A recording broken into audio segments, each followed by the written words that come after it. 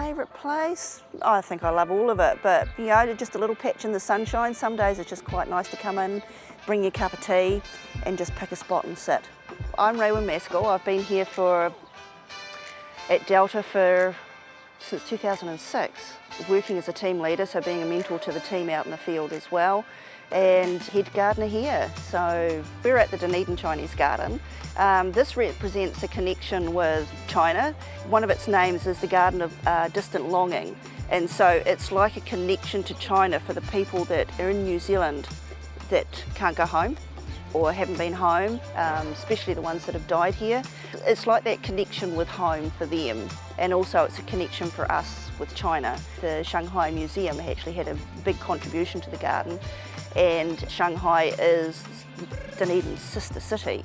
It's quite different to Western gardening, you know, because Western gardening, we all like flowers and all pretty and hedges and lots of flowers, and here it's a connection to the layers, the water, the rocks, and the plants all interconnect to be part of the garden and the feeling of the garden. So when you come in here, you don't see pretty flowers, it's how you feel when you come to the garden.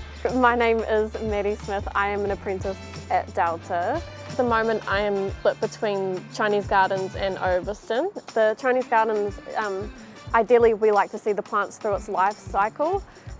They like to see the character, the age, and the story that it tells and what the plant offers to the garden. So from the beginning to the end. So if it is dead and it offers a little bit of shape, you can keep it for a wee bit so that people can see what it has given to the garden as an opportunity as a plant. And then you can replace it with a new life, which is also very important as well. When the waterfall's running, it creates this sound where it blocks out the outside noise. Yeah, it becomes a bit of a time warp, that you'll be doing something, you think, oh, I'm starting to feel a bit peckish, and it's 2 o'clock in the afternoon. We try not to use any chemicals here. We keep that to an absolute minimum because everything that we do affects the water. Even if you overwater here, it makes the water go brown because the tannins wash into the water, and yeah, we want it to look green.